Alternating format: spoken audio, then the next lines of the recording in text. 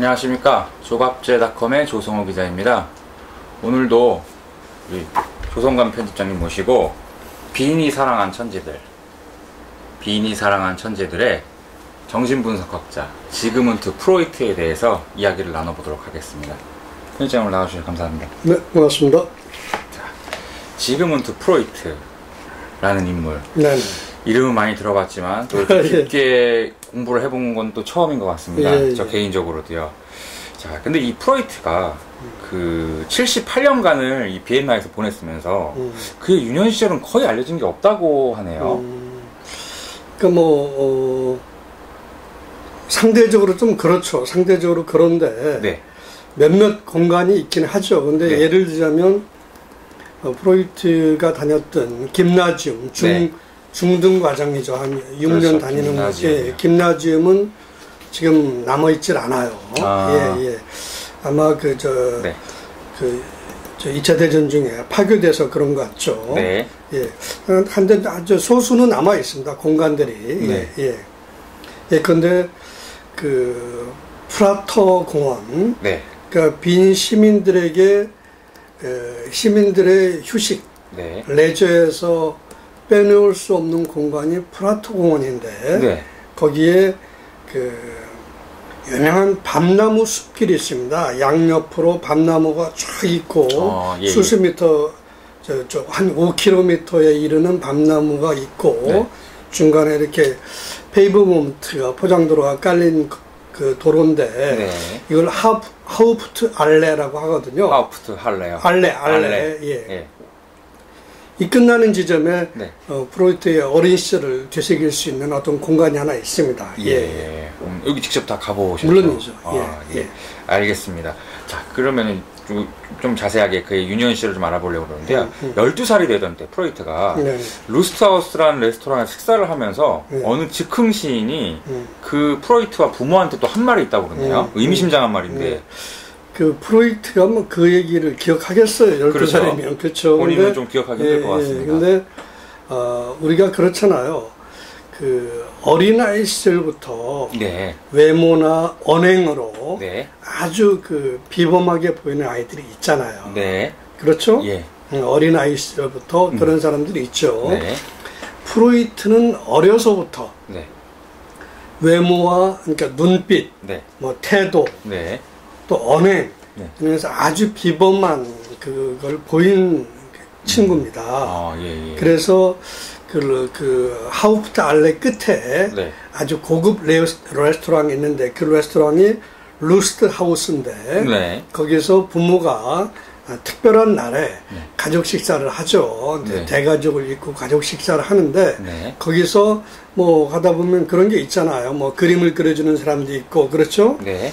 근데 이제 즉흥신이 쭉 둘러보다가 네. 그 어린 프로이트를 보고 눈빛을 보니까 이놈이 좀 비범하다. 네. 그래서 부모한테 아드님이 장차 큰 인물이 될 것 같습니다. 네. 아주 아드님을 잘 두셨네요. 예. 이런 말을 한 거죠. 예. 일종의 덕담이지만 뭐 좀이라도 팁이라도 얻을 심사를 했겠지만 전혀 터무니없는 아이를 보고 그런 말을 하면 일종의 조롱이 되잖아요. 그럴 수 있죠. 그렇죠? 네. 놀리냐 뭐 이럴 수 있잖아요. 근데 그만큼 어려서부터 외모로도 그런 비범한 측면을 보인 거겠죠. 네. 알겠습니다. 근데 또 과거에 그거보다 더 어렸을 때도 뭐 노파 하나가 또 훌륭한 인물이 될 것이라고 얘기했고 그러니까 엄마가 어린 프로이트를 데리고 손잡고 이렇게 동네를 다니는데 어느 날 우연히 만난 그 노파가 길에서 그 프로이트를 유심히 보다가 아들이 좀 뭔가 장차 크게 성공할 얼굴 같다 이런 얘기를 하니까 부모 입장에서 얼마나 기분 좋겠어요. 그렇죠? 그렇습니다. 그랬던 거죠. 알겠습니다. 자, 당초에 이 프로이트는 그 법대를 지망을 했는데 의대로 진학을 하게 됐어요. 비인대학이요. 뭐 특별한 이유가 있는 건가요? 자, 초등학교를 마치고 대부분 독일계에서는 김나지움을 가잖아요. 우리도 예컨대 경기 중학교 하면 중고등학교로 분리되기 전에 네. 그렇죠. 예. 5년인가 다니는 거잖아요. 네. 마찬가지죠. 김나지움에서 7년간 다녔는데 네. 한 번도 수석을 뺏긴 일이 없어요. 아, 아주 명석했네 보네요. 그러니까 프로이트는 어려서 네. 부터 아주 네. 뛰어난 학생이었죠. 예. 그러니까 생각해 보세요. 부모님은 어려서부터 네. 아버지는 그 장사를 하던 사람이었는데 네. 유대인으로 장사를 하던 사람이었는데 네. 부모가 어렸을 때 아들이 비범하다는 얘기를 들으니까 네. 그 당시의 그 세계관으로는 큰 인물이 될 것 같다 그러면 뭐 정치인, 그렇죠. 권력 쪽으로만 생각하잖아요. 아무래도요. 보편적으로. 예, 그렇죠. 사람들의 세계관이 다른 직업에서의 그런 성공이라는 걸 모를 때니까. 예. 그러니까 그 공부도 잘하고 워낙 뛰어나게 잘하고 그러니까 자연스럽게 빈대학 법학부를 가는 게 아주 자연스러운 선택으로 가족들도 생각하고 예. 프로이트 자신도 그렇게 믿었던 거죠. 네. 예, 근데 네. 사람의 운명이 늘 그렇잖아요. 네. 어떤 사람을 만나서 바뀌잖아요. 네. 김나지움 졸업을 앞둔 상황에서 프로이트가 네. 칼 브릴이라는 교수로부터 원인 특강을 듣습니다. 네. 그 특강이 네. 괴테의 자연에 대하여라는 제목의 특강을 듣습니다. 네. 그 특강을 들었는데 네. 그 특강을 듣고 프로이트의 진로를 바꿔야 된다. 바꿔야겠다. 네. 바꾸지 않으면 안 된다. 라는 깨달음을 얻은 거죠. 근데 쉽게 말하면 네. 괴테의 자연에 대하여는 네. 이겁니다. 쉽게 말하면 자연은 인류의 어머니다. 그리고 자연은 그렇잖아요. 네. 자연은 만물의 근원이다. 이 자연의 비밀을 탐색하는 게 가장 의미 있고 가치 있는 일이다라는 네. 주제가 바로 괴테의 자연에 대하여입니다. 그렇죠? 예. 예. 그러니까 법학은 분야가 전혀 다르잖아요. 그렇죠. 원래 인간의 근원을 파고 들어가기에는. 그렇죠. 예. 그렇다면 거기에 근접한 전공이 뭘까? 네. 자연과학이죠. 네. 그리고 인류의 근원이니까 의학이죠. 의학이겠죠. 그렇죠. 자연과학 중에서도 더 좁혀 말하면 의학과 좀 근사하죠. 네. 근데 저는 네. 여기서 이 대목을 볼 때마다 어떤 생각이 드냐면, 네. 이야, 이게 참 기가 막힌 인류를 위한 축복이었구나. 이때 그 프로이트가, 네.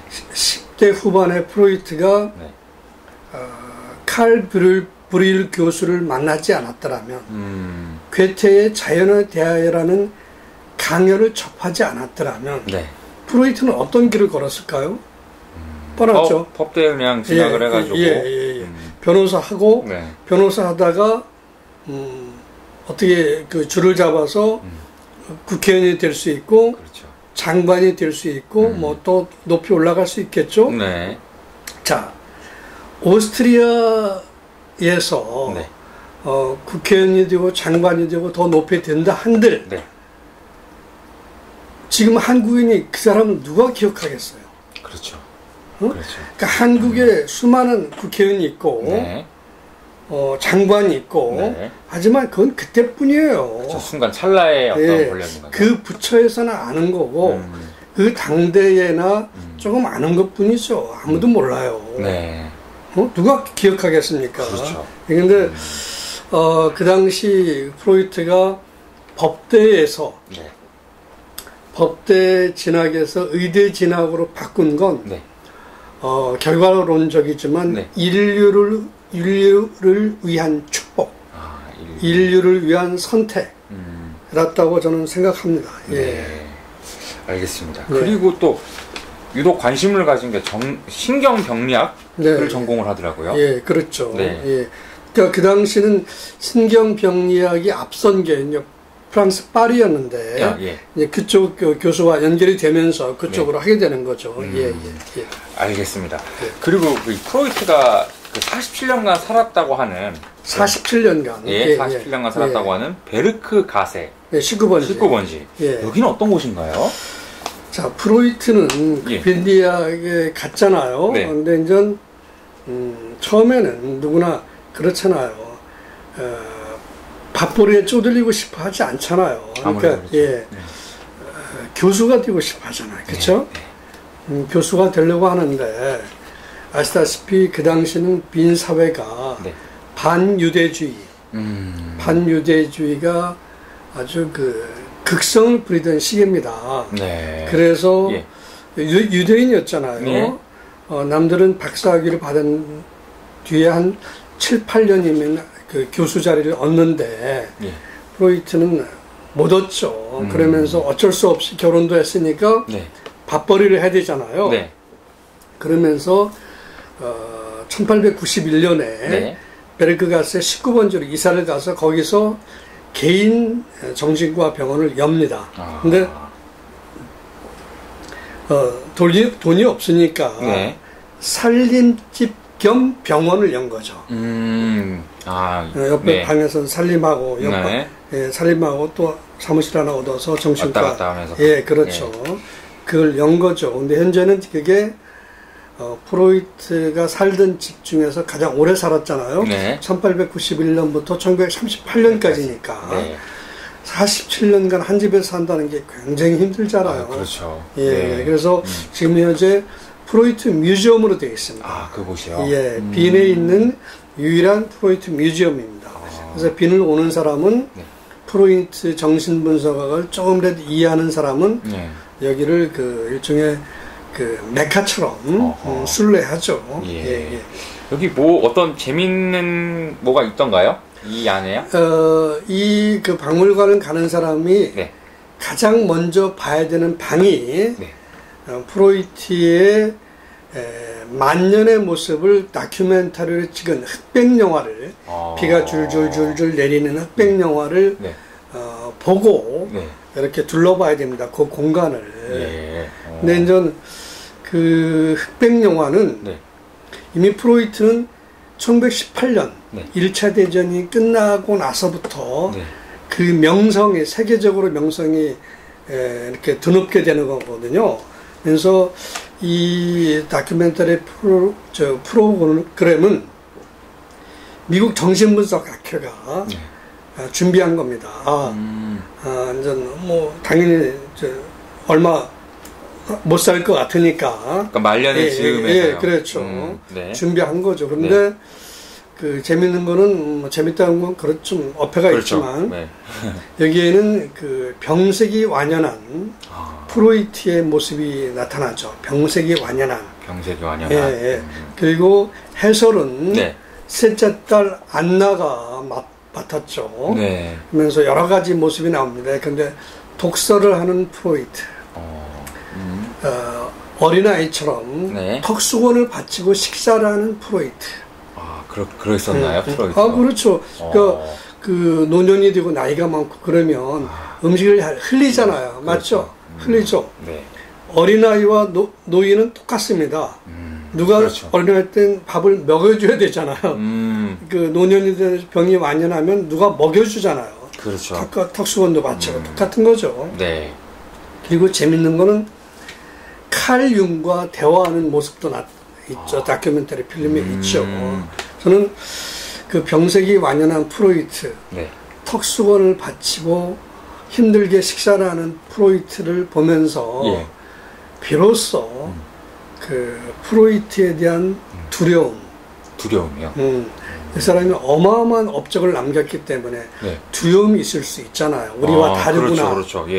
근데 그때 비로소 저는 그도 우리가 똑같은 인간이구나라는 걸 깨달았습니다. 그래서 프로이트가 굉장히 쉽게 다가왔습니다. 알겠습니다. 굉장히 의미 있는 설명을 해주셨습니다. 자, 또 이 프로이트가 또 미술품 수집광이었다고 하네요. 약간 그런 쪽으로 조예가 좀 있었나 본데요.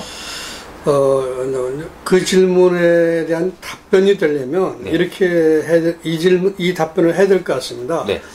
프로이트는 정신과 의사였잖아요. 그렇죠. 그러니까 흔히 말하는 이과생도였잖아요. 이과생이었잖아요. 그럼에도 불구하고 인문학적 조예가 아주 밝았습니다. 아주 뛰어났습니다. 네. 깊었습니다. 예. 그래서 문학, 네. 고고학, 인류학 네. 이런 쪽에 굉장한 수준의 식견을 보유하고 있었어요. 그런 차원에서 고대 미술품, 원시 사회의 어떤 미술품이랄 것 같지만 할 건 없지만 어떤 조각품 이런 걸 틈만 나면 수집하고 네. 그걸 뚫어지게 지켜보면서 뭔가를 의미를 찾아내려고 하는 작업들을 오랜 시간 했죠. 예. 그래서 흉상, 네. 조각, 불상 등등 네. 문명권은 다르지만 예. 인간이기 때문에 드러내는 어떤 공통적인 특징들이 있지 않겠습니까? 네. 그걸 찾으려고 노력한 거죠.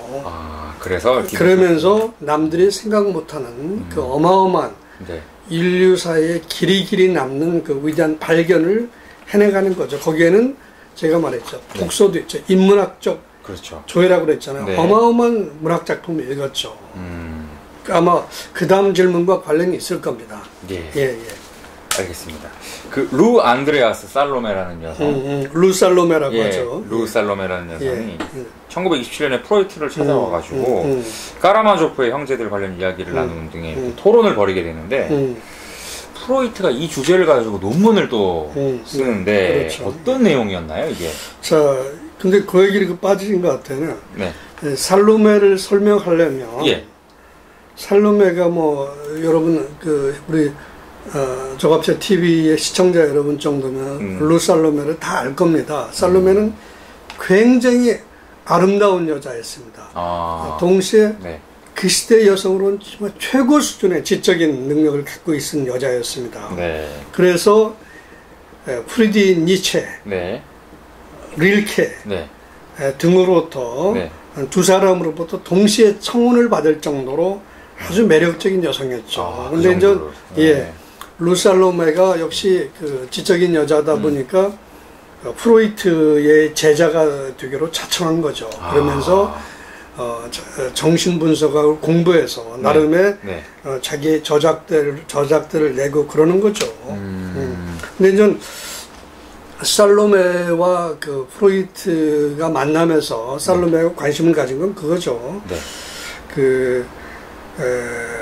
이런 거죠. 카라마조프의 형제들 보면 아들이 아버지를 죽이는 장면이 그렇죠. 나옵니다. 물론 어머니는 다르지만 죽인 아들이 오이디푸스에서도 아들이 모르고 죽이지만 노인은 죽이지만 그게 아버지였음이 나중에 드러나잖아요. 그래서 나온 게 오이디푸스 컴플렉스 아니겠습니까? 햄릿에서도 마찬가지고 그러면서 프로이트는 그렇게 생각하는 거죠. 자, 카라마조프의 형제들은 러시아, 제정 러시아를 배경으로 탄생한 소설이죠. 그렇죠. 그러니까 농노제가 완감히 사회의 하부 구조를 밑받침하고 있을 때 일어나는 겁니다. 그러니까 농노들이 걸핏하면 영주를 살해했거든요. 학대하는 영주들을. 그러니까 카라마조프 형제들에서 아버지가 죽은 거는 함부로 했기 때문에 그런 거거든요. 그렇죠. 함부로 했기 때문에. 근데 자, 제정 러시아, 또 햄릿, 오이디푸스 컴플렉스가 각각 시대와 문화권, 문명권이 다 다르잖아요. 다르죠. 근데 어떻게 해서 어떤 부친 사랑의 사례라는 공통점이 나올까? 라고 천착하게 된 거죠. 그 주제에. 야, 그렇게 그런 주제를 캐치한 것도 대단한 관점인 것 같아요. 그렇죠. 그러면서 인간에게는, 아들에게는 부친 사례의 본능이 있다라는 주장을 하게 된 거죠. 이게 그 당시에는 굉장히 혁명적인 주장이었죠. 그렇죠. 그렇게 주장을 하게 된 겁니다. 그리고 1895년에는 또 요제프 브로이어라는 교수와 함께 히스테리 연구를 출간을 하는데 이건 또 빈의학계로부터 상당한 비판을 받습니다. 이제 히스테리 연구에서 프로이트가 주장한 건 그겁니다. 히스테리의 근원을 따지고 봤더니 계속 파고들었더니 어릴 적 받은 성적 억압이다. 억압에서 기인한다라는 게 프로이트의 주장입니다. 네. 그래서 프로이트는 히스테리나 어떤 등등이 정신질환들이 대부분 네. 모두가 성적 억압에서 비롯된다라고 주장을 했어요. 그러니까 모든 걸 성욕과 관련된 연결시킨 거죠. 그러니까 빈 사회에서는 네. 범성욕주의자라고 공격을 받고 네. 또 주류 사회로부터 저 또라이 의사, 미친 의사 취급을 받은 거죠. 그러면서 제자들도 하나둘씩 떠나고 네. 완전히 고립되면서 네. 그런 시간을 보낸 거죠. 오랜 시간을. 네. 예. 그런 거죠. 그리고 또 1897년에 이 프로이트가 어머니의 나체를 그냥 꿈을 꿨다고 하는데. 아니, 꿈을 꾼 게 아니고. 네. 그렇잖아요. 이 설명을 먼저 해야 되겠네요. 그 네. 질문이 성립되려면. 네네네. 프로이트 아버지는, 네. 프로이트 엄마는 프로이트 아버지에게 두 번째 부인이었습니다. 그러니까 예. 프로이트 아버지가 네. 40살에 네. 두 번째 부인으로 프로이트 엄마를 이렇게 만난 겁니다. 네. 프로이트 엄마는 그 당시 19살. 그러니까 두 번째 부인이다 보니까 첫 번째 부인에서 난 아들이 있었는데 네. 아들이 그러니까 두 번째 부인보다 나이가 많았어요. 충분히 있을 수 있는 일이잖아요. 그렇죠? 예. 그러니까 엄마가 자기가 저기 이렇게 소년으로 성장하는 과정에서 엄마가 굉장히 젊잖아요. 네. 그러니까 젊고 하여튼 육체적으로 아주 그런 엄마다 보니까 어렸을 때 네. 엄마가 옷 갈아입는 모습을 볼 수 있잖아요. 그렇죠. 충분히 볼 수 있죠. 예, 사회자님도 그런 경험이 있을 수 있지만 예. 엄마는 숨기려고 하지만 어쨌든 볼 수 있잖아요. 네. 그러다가 우연히 엄마의 젖가슴을 슬쩍 보고 네. 어떤 미묘한 감정을 느꼈다는 거죠. 그러면서 자기는 그거를 인간에게 누구나 어떤 네. 일종의 근친상간의 욕망이 있는 게 아니냐라고 해석을 한 거죠. 그런 게 도사리고 있다. 네, 라고 해석한 거죠. 근데 그 욕망을 어떻게 할 수가 없잖아요. 왜냐면 엄마는 쉽게 얘기하겠습니다. 엄마는 네. 아버지의 독점적 영역 안에 있죠. 그렇죠. 또 아버지는 엄마의 독점적 영역 안에 있죠. 그렇습니다. 그래서 감히 그렇죠. 네. 그게 오이디푸스 컴플렉스의 시작인 거죠. 알겠습니다. 그러니까 네. 어머니를 이렇게 하지만 네. 아버지 때문에 못한다. 이러는 게 그렇죠. 그래서 그게 어떤 분노가 이제 아버지에 대한 분노로서 표출되고. 그게 이제 오이디푸스 컴플렉스가 이렇게 시작하는 거죠. 자, 알겠습니다. 1902년에 이제 꿈의 해석이라는 책을 출간을 하게 돼요. 근데 이 책이 대략 어떤 내용이며 그러고 나서 출간한 지 2년 만에는 또 빈 대학의 원외 교수가 되는데 이건 또 어떤 의미를 가지고 있는 건가요? 프로이트의 삶에서요? 아까 제가 꿈이라는 건 지금은 프로이트의 꿈의 해석이 그 당시 출간되고 나서 한 1년 동안요. 이 책이 네. 거의 안 팔립니다. 1000권도 안 팔려요. 네네네. 완전히 이렇게 별로 이렇게 인정을 받지 못했죠. 네. 근데 지금도 꿈의 해석은 많이 시대가 바뀌었잖아요. 네. 그러면서 많이 부정되는데 지금은 꿈이라는 게 그렇게 해석되잖아요. 프로이트는 꿈은 어떤 미실현된 욕망의 어떤 발현이라고 해석했는데 네. 지금은 이미 뇌신경과학에서는 네. 꿈을 이렇게 해석하잖아요. 이렇게 활동 중에 뇌에 많은 정보들이 입력되잖아요. 네. 그런 것이 잠자는 과정에서 처리되는 과정에서 꿈이 나온다. 이렇게 해석하잖아요. 네네네. 아마 그게 맞을 겁니다. 네. 근데 이제 교수 얘기하셨는데 네. 이제 프로이트는 17년 만에 박사학위를 받은 지 17년 만에 교수가 되는 겁니다. 네. 왜냐면 말한 대로 유대인이었기 때문에 차별을 받은 거죠. 그렇죠. 예. 네. 그리고 프로이트가 빈 사회에서 비로소 네. 또라이 의사, 미친 의사라고 취급받다가 네. 빈 사회에서 비로소 인정받는 게 굳이 시대로 구분하자면 1차 대전 종전과 거의 시기가 맞물립니다. 왜냐하면 예. 그 전까지는 유럽 사회가 네. 이성을 맹신했잖아요.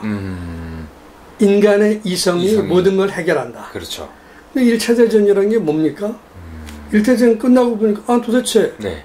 유럽 문명이 그렇게 뛰어나다고 생각했는데 우선은 네, 근데 우리가 뭐한 짓이야 이게? 그렇죠. 이게 도대체 뭐한 짓이야? 네. 그러면서 자성과 성찰이 일어나잖아요. 그렇죠.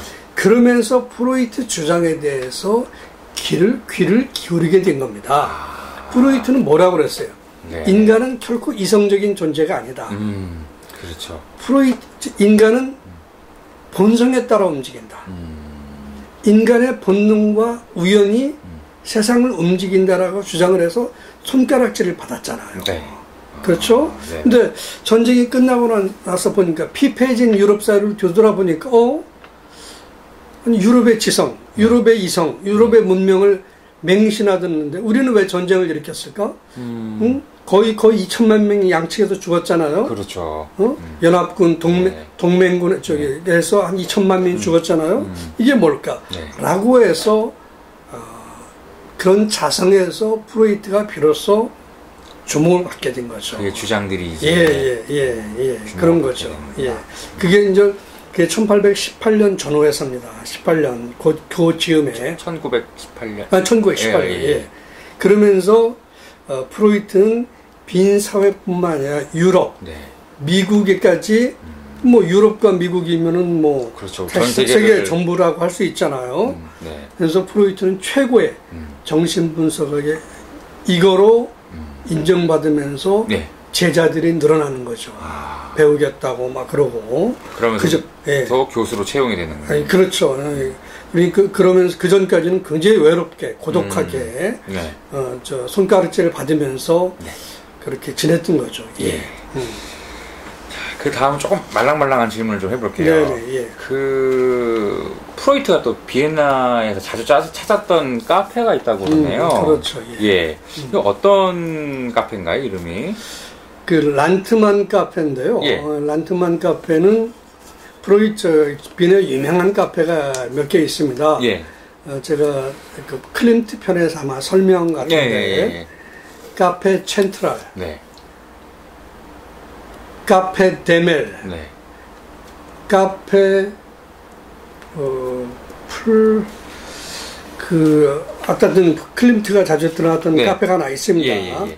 뭐 그 여러 군데 있습니다. 네. 그리고 그 란트만 카페가 또 유명하죠. 네. 이 란트만 카페는 위치가 네. 그 연극 전용극장 프로이트를 성공 가도에 오르게 하는. 예. 연극 전용극장 정문과 바로 마주보고 있어요. 그러니까 배우들이 많이 드나들었죠. 그렇겠네요. 예. 그리고 의사당과 길 건너 사이에 있고 예. 시청과 길 건너 사이에 있습니다. 네. 그리고 보다 중요한 거는 네. 베르크가스의 19번지와 걸어서 한 10분 거리? 그 47년간 사는. 예, 그러니까 프로이트가 쉴 때, 자기들 이렇게 정신적으로 좀 쉬고 싶을 때, 커피가 네. 그리울 때 네. 오는 카페였죠. 네. 네. 그래서 첸트럴과 비교하면 여기는 좀 약간은 딱딱하다는 느낌을 좀 주더라고요. 예. 저 자리나 뭐 여러 가지 구조가. 네. 그리고 참고로 네. 이 카페는 제가 그랬잖아요. 극장 옆에 있다고 그랬잖아요. 예. 그러니까 세계에 네. 우리 조갑제 TV를 시청하는 분들이라면 다 기억하는 이름들이 있을 겁니다. 제가 이 카페를 단골로 드나든 네.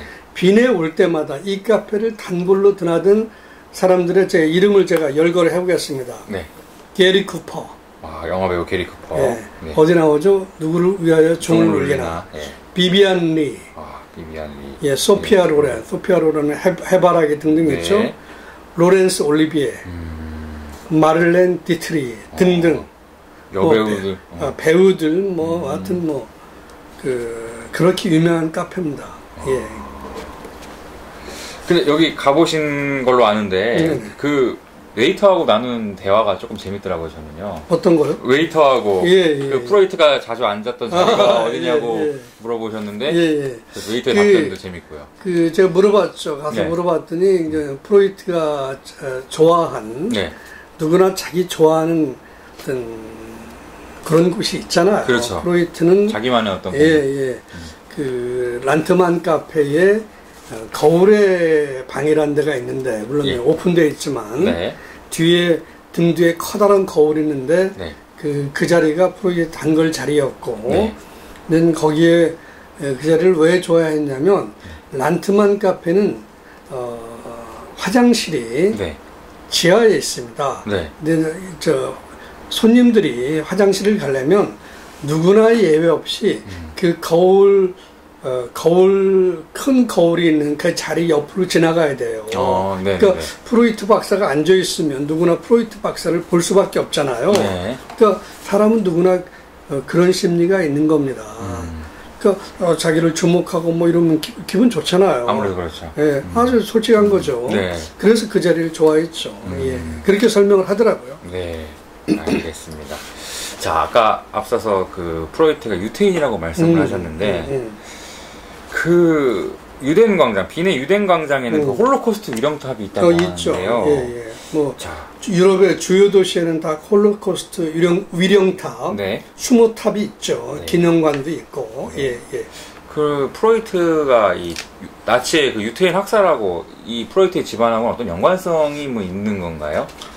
그 프로이트의 여동생들이 그 아까 얘기했죠. 38년까지 살았다고 그랬죠. 네. 나치가 나치 히틀러가 나치 독일이 네.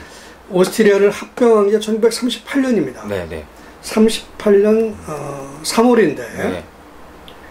그리고 나서 얼마 뒤에 프로이트는 유대인이잖아요. 네. 정신 분석학에 관하지 않았잖아요. 네. 그러니까 프로이트를 나치들이 어떻게 하려고 합니다. 네. 네. 그걸 알고 네. 그 미국의 정신 분석학자들 등등들이 몰래 와서 네. 프로이트한테 그 망명, 피신을 요구하는 거죠. 그럴 때마다 프로이트는 말년인데 네. 38년이면 1856년생이죠. 1856년생인데 네. 38년이면 거의 뭐 그렇게 되잖아요. 네. 근데 내가 뭐 이 나이에 내가 이 고향을 어떻게 떠나 이러면서 안 가려고 하죠. 네. 그렇지 않잖아요. 알겠습니다. 그러다가 그 이제 어쩔 수 없이 이제 그 망명을 하는 거죠. 밤에. 그러면서 파리를 거쳐서 런던으로 가죠. 그리고 런던에서 39년에 죽습니다. 근데 이제 아까 그 유대인 얘기했지만 프로이트의 아버지는 원래 지금 체코 땅에서 태어났어요. 프라이베리크라는 체코 땅에서 태어났는데 거기는 유대인 차별이 워낙 심하니까 상대적으로 덜한 빈으로 이렇게 온 거죠. 4살 때. 네. 프로이트가 4살 때 오는 거죠. 근데 프로이트는 어렸을 때 아버지로부터 어떤 얘기를 듣냐면 자기가 이렇게 비 오는 날 길을 지나가는데 유대인은 표시가 있으니까 표지가 그렇죠. 있잖아요. 네. 그 기독교인이 자기를 보면서 감히 유대인이 어떻게 보도를 지나가느냐 저리 꺼져라 하면서 뭔가를 머리를 내리쳤다는 거죠. 그러면서 그 모자가 비가 오는 데니까 지느길에 그 당시에는 보도블록이 포장도로가 없을 때니까 흙길이었잖아요. 그러니까 지느길에 모자가 떨어졌다는 거죠. 근데 아버지가 그 얘기를 그렇게 떨어진 걸 보고 아무런 분노도 없이 그냥 모자를 주워 들고 걸어갔다. 그 일 보면서 프로이트가 굉장한 충격을 받죠. 어떻게 훌륭한 아버지가 그런 대우를 받고 그렇게 참을 수가 있느냐. 그러면서 자신의 유대인성, 자기네 정체성에 대해서 아주 심각하게 고민을 하고 또 그거를 연구를 하게 되는 거죠. 왜 그래? Why? 그러는 거죠. 알겠습니다. 자, 그리고 그 프로이트의 이제 최고의 저작 모세와 일신교. 자, 이게 또 좀 제목이 예사롭지는 않은데 여기에 무슨 탁월한 예언이 담겨 있다고 하셨어요. 그렇죠. 그 뭐냐면 이제 그렇잖아요. 프로이트는 제가 그랬죠. 그러면서 왜 그러냐? 도대체 왜 기독교들은 유대교들을 차별하고 박해하고 뭐 거창하게 말하면 수천 년 동안 그렇죠? 하는지를 천착한 거죠. 네. 그러면서 이렇게 이제 결론을 내립니다. 쉽게 말하면 네. 기독교인들은 수세기 동안 유대인들을 멸절시키려고 노력을 했지만 결국은 멸절시키지 못했다. 네. 그들은 현실에 살면서 자신의 것들을 자신의 그 아이덴티티를 지켜내는 탁월한 능력이 있다. 유대인 스스로가. 예. 네. 그래서 네. 마지막 결론이 아주 탁월합니다. 네. 그들을 받아들이는 사회는 네. 그들이라고 하면 유대인을 물론이죠. 예. 유대인을 받아들이는 사회는 네. 그 사회에 유대인들이 놀라운 네. 문명적 네. 기여를 한다. 네. 바로 대표적인 나라가 미국이죠. 미국이죠. 미국이 결국 나치 때문이었겠지만 네. 나치가 집권하고 네. 33년에 집권했잖아요. 집권하고 유대인, 네. 동성애자, 네. 집시, 네. 장애인들을 핍박했잖아요. 네. 그러면서 유대인들이 그걸 알아차린 유대인들은 하나씩 떠나잖아요. 그래서 어디로 가냐? 미국으로 가잖아요. 미국 아니면 캐나다로 가잖아요. 그렇죠. 그러니까 돈과 머리가 떠나는 겁니다. 나치를 그렇죠. 피해서. 그래서 지금 유대인들이 미국의 유대인들은 적어도 문화, 예술, 금융 이쪽으로는 잡고 있잖아요. 그렇다고 예. 예, 그러게 지금 오늘날 네. 미국 사회에 기여한 거죠. 그렇죠. 예. 그렇다면 이 프로이트의 삶을 가름할 수 있는 두 가지가 유태인이라는 거. 그 유대인성이 있다는 것과. 그러니까 유대인은 네. 에드워드 사이트인가요? 그 사람이 쓴 책에 이런 건 압니다. 네. 유럽인과 비유럽인이라는 제목이 있어요. 네. 유럽인과 비유럽인. 네. 유럽인이면서도 유럽인의 대접을 못 받은 게 유대인입니다. 예. 그래서 네.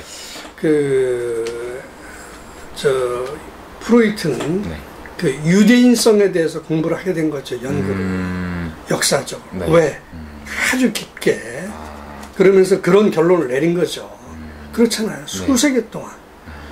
유대인을 박해하는 정책을 폈다가 또 살짝 유화적인 정책을 폈다가 또 여차하면 박해하고 이런 역사의 반복이죠. 유럽사라는 게 다시 말하면 그렇죠. 네. 알겠습니다. 어떤 그런 차별성에 대한 생각을 많이 했었던 것 같아요. 그렇죠. 네. 이 프로이트의 말년이 어떻게 됐는지 조금 자세히 설명해 줄 수 있나요? 영국에서 이제 최후를 맞았다고 하셨는데. 그러니까 아까 요 얘기를 잠깐 설명해 드리겠습니다. 프로이트는 제가 18년경부터 죽은 게 39년이죠. 네. 그러니까 21년간은 아주 세계적인 권위자로 명성에 맞는 대우를 받았어요. 네. 그렇지만 그 대우를 받기 전까지 거의 한 40년, 30년 이상은 굉장히 고독하고 고립된 인생을 살았죠. 왜냐하면 유대인이었기 때문에. 그렇죠. 예. 그리고 또 빈사회에서 이해를 못했잖아요. 그렇죠. 그 당시는 말이죠.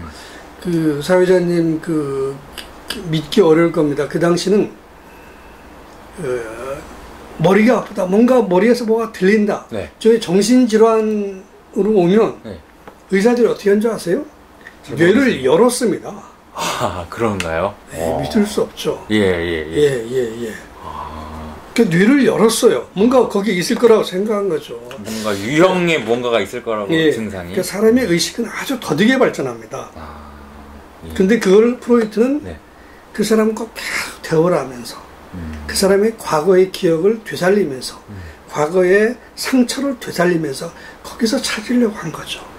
그러면서 찾아낸 게 성적 억압이었죠. 그리고 혼자 그 오랜 세월을 혼자 비서도 조수도 없이 혼자 연구하고 집필한 거죠. 그러면서 그 수십 권에 달하는 정확히 건수는 이제 기억 못하겠지만 그걸 집필해냈죠. 놀라운 집중력, 놀라운 그 의지, 놀라운 그 뭐랄까요 참을성을 가진 사람이 프로이트입니다. 그래서 프로이트가 정신분석학을 뭐라고 스스로 정했냐면 네. 제가 한번 읽어보겠습니다. 네. 파묻히고 망각되었고 네. 억압되었고 네. 부인된 과거에 대한 일종의 고고학적 발굴이다. 부인된 과거의 고고학적? 좀 공감하시는 분이 많을 겁니다. 이해가 되는데요. 예. 상처란 게 그런 거죠. 자기도 잊고 있어요. 네. 하지만 잊고 있던 그게 자기한테 영향을 줘요. 어느 순간에. 그렇죠? 예. 그런 거죠. 맞아. 예. 상처 같은 것도 이렇게 사람한테 그 시간이 지나면서도 영향을 주는 경우가 그렇죠. 더 있더라고요. 근데 이제 이 그 말년의 프로이트의 말년은 아까 질문해 주셨는데 프로이트는 그 말년은 구강암, 구강암과의 그 투쟁사였습니다. 그래서 모두 33차례나 구강암 수술을 받았고 그러면서도 지필과 구술을 멈추질 않았죠. 그러니까 대단한 정신력의 소유자, 자기절제의 소유자 였습니다. 놀랍죠? 그렇습니다. 컨디션이 좀 좋아지면 수술을 받고 나서 힘들잖아요. 그렇죠. 컨디션이 좋아지면 또 읽고 그렇죠. 쓰고 구술하고. 그러니까 참 그 점에서 저는 프로이트를 아주 존경합니다. 예. 투병하는 와중에서도 그런 왕성한 활동을 이어나가고. 제가 지금 다음 질문이 또 하나 있죠. 예. 자, 기자로서 이제 편집장님 보시기에 어떤 이 프로이트의 어떤 학문의 세계를 정리를 해주셨으면 좋겠는데 제가 한 가지 조금 여쭤보고 싶은 게 하나 있는데 모노톤의 삶이라고 하셨어요. 이게 상당히 뭔가 의미가 있을 것 같아요. 프로이트의 삶. 그거죠. 그러니까 사람은 뭐랄까요? 아주 평생 일관되게 평생 똑같이 살기 어렵잖아요. 그렇죠. 특히 욕망의 동물이기 때문에 그게 어렵잖아요. 근데 프로이트는 한 집에서 47년간 산 것도 그렇고 그런 명성과 그런 그게 있었음에도 불구하고 어쨌든 현재까지 드러난 바로는 전혀 어떤 연애 사건도 없었고 그렇죠. 그런 면에서 어떻게 보면 우리 글을 쓰는 입장에서 보면은 그 클림트 같은 경우는 굉장히 다채롭잖아요. 그렇죠. 뭐 여성에 대한 그러니까 있고. 바로 그런 의미에서 제가 모노톤이라고 설명을 한 거죠. 그리고 어떻게 요 프로이트의 삶을 한번 정리를 한번 해주신다면은요. 이제 프로이트는 결국 프로이트의 삶은 그 정신 분석학으로 얘기되는 거 아니겠습니까? 그렇죠. 이렇게 우리가 프로이트의 업적을 하나만 말하라면 결국 인간에게 무의식의 세계가 있다는 걸 발견해낸 사람이잖아요. 인간의 무의식, 그렇죠. 인간에게 무의식의 세계가 있다. 자기가 모르는 저 밑에 있는 어떤 세계가 자기를 지배하는 거죠. 행동을 지배하는 거죠. 근데 그 전까지는 인간에게 무의식이 있다는 걸 몰랐잖아요. 그렇죠. 근데 이제 그걸 흔히 프로이트의 무의식은 뭐라고 설명됩니까? 의식은 빙산의 일각이고 무의식은 일각 밑에 숨은 빙하죠. 빙하, 어마어마한 빙하죠. 사람은 의식의 세계에 산다고 생각하지만 사실은 무의식에 이게 의식 세계를 지배한다는 거죠. 놀라운 발견이죠. 그래서 뭐라고 합니까? 좀 뭐 과장됐다고 할 수 있겠지만 이 발견을 1492년이 무슨 해죠? 1492년이면은 서양으로 따지면 중세라고 봐야 되고. 그렇죠. 그 대항해가 시작되는 해입니다. 그렇죠. 1492년이면 콜럼버스가 제가 이른바라고 했잖아요. 소위 따옴표하고 신대륙을 발견한 해잖아요. 그렇죠. 그 프로이트가 무의식을 발견낸 것은 1492년 콜럼버스가 예. 인도라고 잘못 네. 서인도라고 잘못 안 신대륙을 발견한 것과 같이 그런 커다란 발견이다 라고 하는 사람이 있죠. 이해가 됩니다. 이해. 예, 저는 그게 전혀 그 터무니없다고 생각하지는 않습니다. 네. 그래서 그 이런 말도 있잖아요. 네. 그 인간의 인류에게는 그 세 가지 깨달음이 있다고 합니다. 그게 뭔지 아십니까? 첫 번째 시대순으로 나오면 첫 번째가 코페르니쿠스의 뭐죠? 지동설은 뭐에 대한 성찰에서 왔죠? 깨달음에서 왔죠? 천동설이죠. 천동설이죠, 그렇죠. 예. 우리는 그 전까지 인류는 태양이 지구를 중심으로 돈다고 생각했죠. 예, 그렇죠. 그렇죠. 근데 지동설을 주장하면서 코페르니쿠스가 얼마나 큰 박해를 받습니까? 그렇죠. 네. 왜냐하면 항상 그렇죠. 인간은 기존에 믿었던 것을 익숙해졌던 것이 아니라고 하면 일단 거부 반응을 일으킵니다. 그렇죠. 그래서 항상 천재들, 선각자들은 외롭고 힘든 거죠. 예, 인정을 못 받으니까. 네. 왜냐하면 대다수의 사람들은 범죄들이잖아요. 네. 그 두 번째가 뭡니까? 다윈의 진화론이죠. 그 전까지는 우리는 뭐라고 믿었죠? 기독교 문명에서는 창조론. 신이 인간을 창조했다. 네. 그렇죠? 네. 그러니까 이는 그 피조물인, 신의 피조물인 인간은 신에 복종해야 된다. 예, 그렇죠. 예. 근데 다윈이 뭐라고 그랬습니까? 인류의 조상과 유인원의 조상은 한 뿌리에서 나왔다. 이랬잖아요. 그렇죠. 그러니까 인류의 조상이 곧바로 유인원의 조상과 이게 아닙니다. 인류의 조상과 유인원의 조상들의 한 뿌리다. 이렇게 한 거죠. 그러니까 창조론을 믿었던 기독교적 세계관에서 보면 이거는 이런 망발이 없는 거죠. 예, 그렇지 있을 수 없는 거죠. 그래서 진화론이 한때 서구 사회를 뒤집어 놨죠. 예, 그랬던 거죠. 그리고 이제 세 번째가 바로 프로이트의 무의식의 발견입니다. 인간 무의식의 발견. 그겁니다.